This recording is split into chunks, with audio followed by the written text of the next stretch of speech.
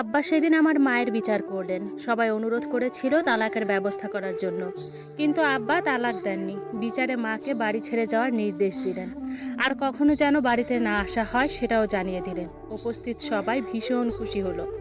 মারও ভীষণ রাগ। আমাদের 3 ভাই বোনকেই সাথে নিয়ে চলে এলেন। আশ্রয় নিলেন বাপের বাড়িতে। মামিরা কোনোভাবেই আমাদেরকে মেনে নিতে চাচ্ছিলেন না।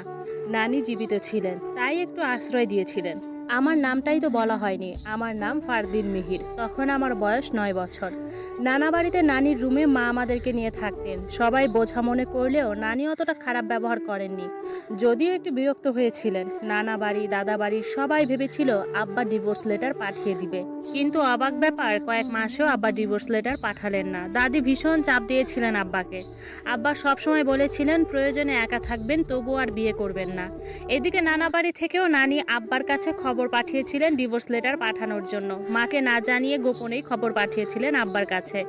আব্বা ডিভোর্স লেটার পাঠাননি। নানির ইচ্ছে ছিল ডিভোর্স লেটার পেলে আমাদের 3 ভাই বোনকে অন্যের কাছে পালক দিয়ে দিবে, কিন্তু আব্বা তো ডিভোর্সই দেননি। আবার মেজো মামাও রাজি ছিলেন না মার ডিভোর্সে।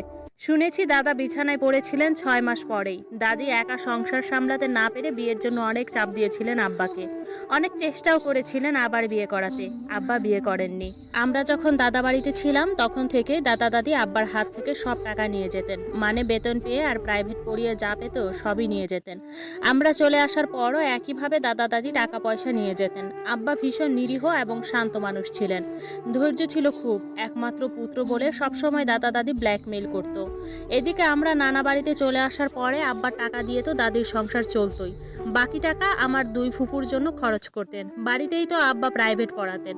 কয়জন ছাত্র প্রাইভেট পড়ায়, কত টাকা করে পায়, সব হিসাব দাদির কাছে ছিল।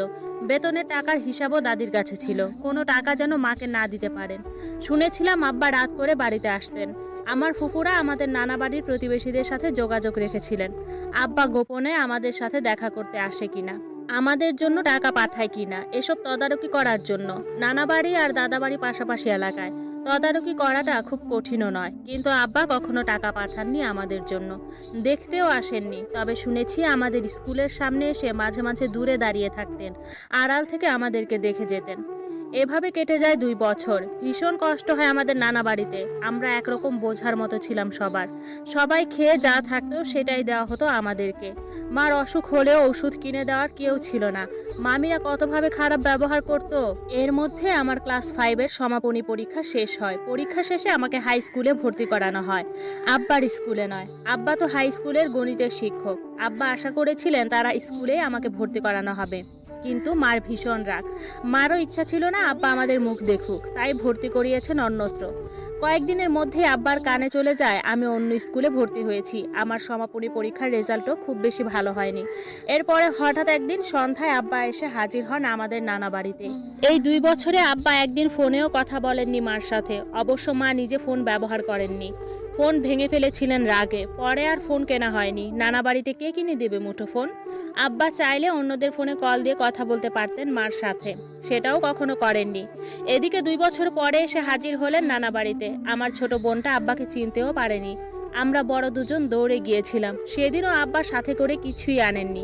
মেজাজও ভীষণ গরম ছিল। নিরীহ আব্বার এতটা মেজাজ কোনোদিন দেখিনি।